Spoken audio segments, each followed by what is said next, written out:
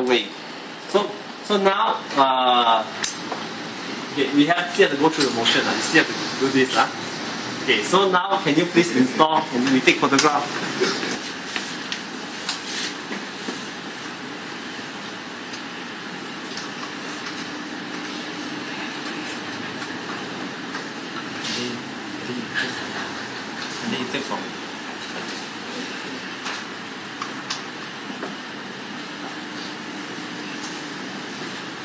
This one or you?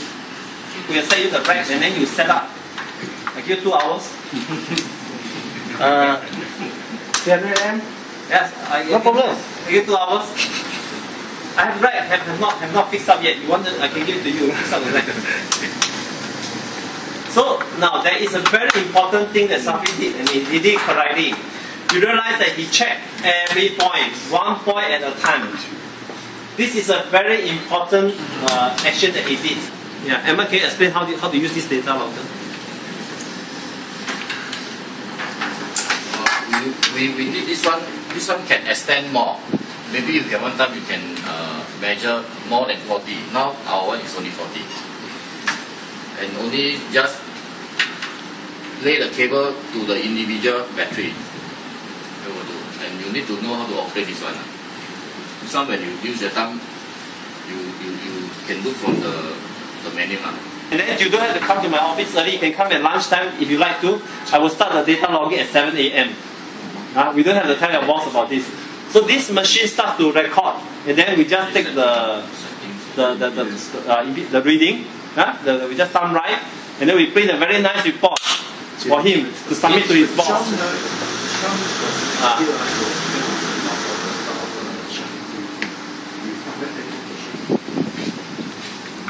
The other thing that we would anyone to verify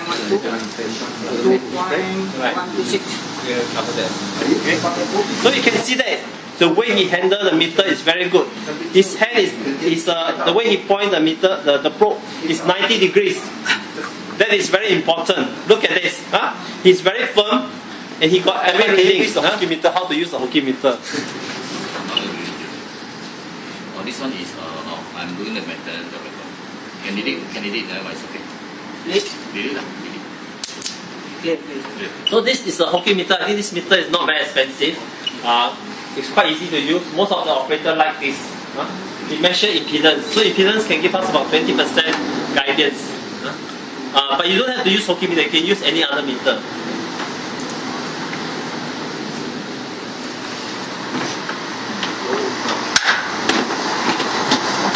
Let's see the way how he holds the probe. That is also very important. You can see that it's about 90 degrees, and he applied the right pressure. He doesn't apply too much. He doesn't apply too little. He is very firm in the way his hand is held holding the probe. The terminal is different. What is the value? Can you read out the value to us? Read out the value loud so that we know. 0.29. Okay, 0.29. Impedance. Voltage is 2.131. Milliohm, right? Yeah, milliohm. So, but then Edmund read out the voltage as well, correct? Yeah. So you realize that the voltage across that particular cell does affect the value that you are reading. So where do we, does it say on the spec sheet what the value, what the resistance? Impedance, you add the impedance value. Just add in the impedance value. Edmund, this moment, is there a charging across the battery bank? No, there's no charger. So if there is a charger, then there will be a applied voltage across the battery bank. So your impedance reading will be different again. So in this particular case, there is no charging across. So we are reading an open circuit value. Correct? Yeah. So this is the best value for reference. However, once you turn on the system, monitor the battery.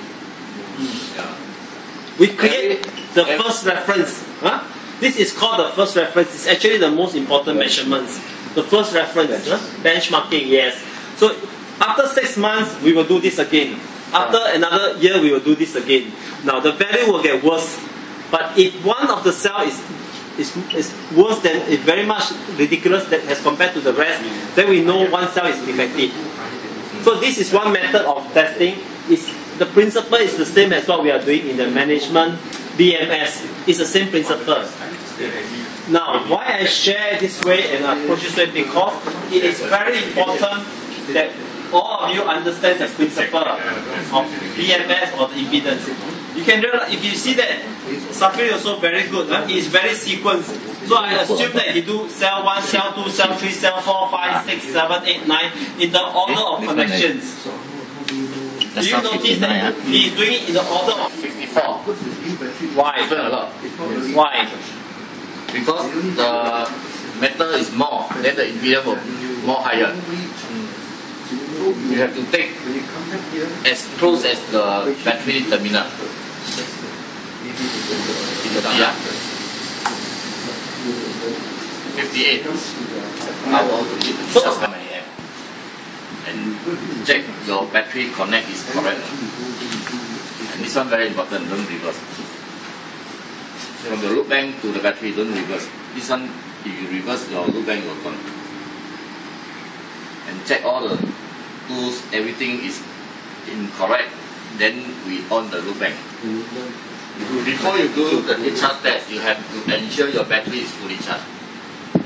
this is a common mistake. Yeah, otherwise you got we got a problem. So before you do a discharge test, you must fully charge the battery, otherwise you're wasting a lot of time. Okay? And what's the mission for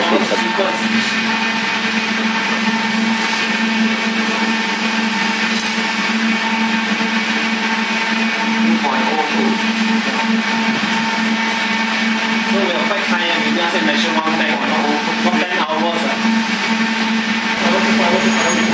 So this battery is very good now. There's one measurement that he has missed out. Assume that he has finished all the 24 in sequence. He has recorded down. Then he must do one more measurement. Terminal to terminal, right? So the terminal to terminal, you have to do a measurement.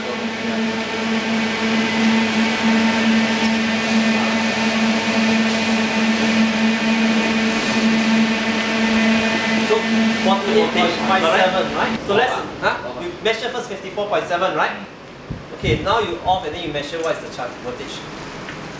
54.7. This is one bank, right? Just show one bank will do. 54.7, right? So you can see that Edmund is doing a 1, 2, 3, 4 bank charging. So everybody is 54.7. You can buy this in Australia. I know it costs us quite a bit of money. What brand is that? Narada. You can buy this in Australia. What should you do step by step?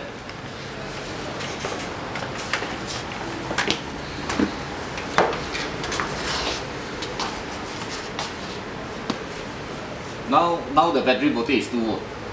Okay. Now I charging, I on out. Charging 15.8 amp per cell. If I want to charge higher ampere, I can set the voltage.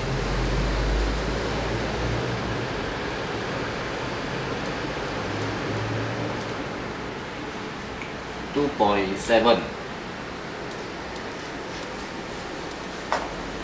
46.4 amp.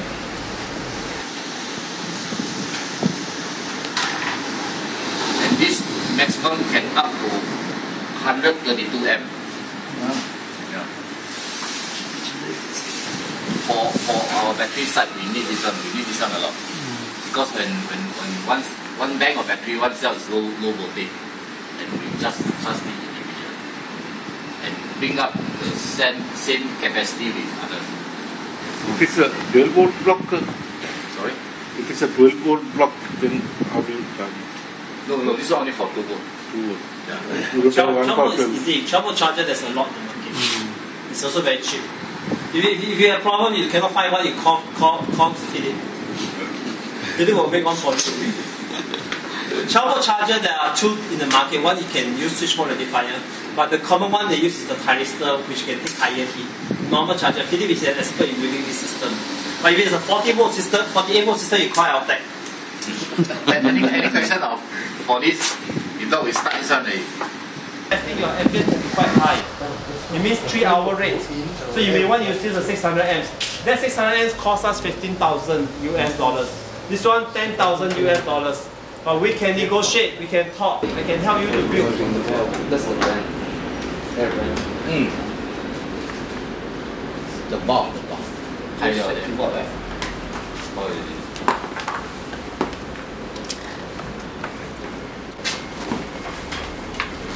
都花一岁。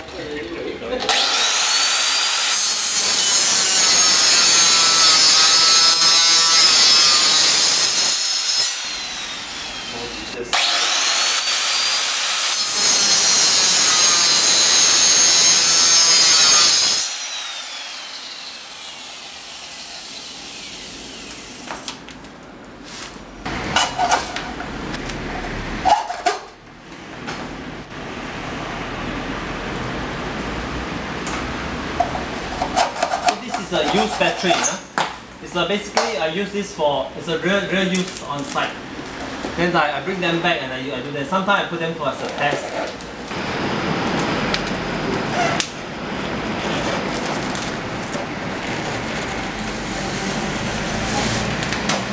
Strong man.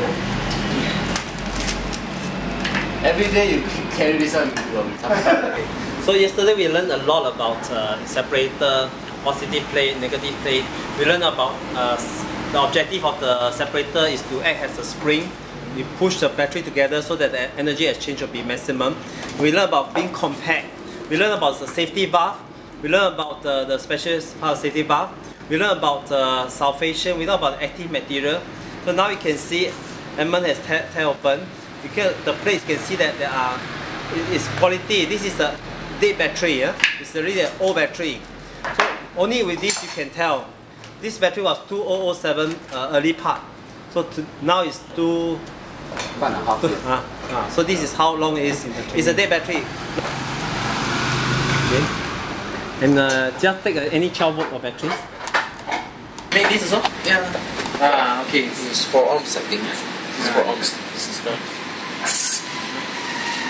So you can see the voltage drop, right? Yeah. So the voltage should drop to maybe 11 point something, then you hold straight. Then this is a good battery. If the voltage dive, then that means it won't hold charge. The battery is defective. It's still The wire, that wire. You can mention it. I don't know. Really, what's the load inside? resistor. What? The resistor. Yeah, what's the value? 4 ohms. I think 1 ohm or so only. Just a resistor, nothing. Okay. Now, those who are interested in this thing, I allow you to break open. So you just have to give a PO about this value times 100. And then we got a lot of people to collect. Those who really want to know how it's open, you can open up and see. There's not rocket science, right? It's just that we are very clever engineers. I have finished this. Anybody have any questions to ask?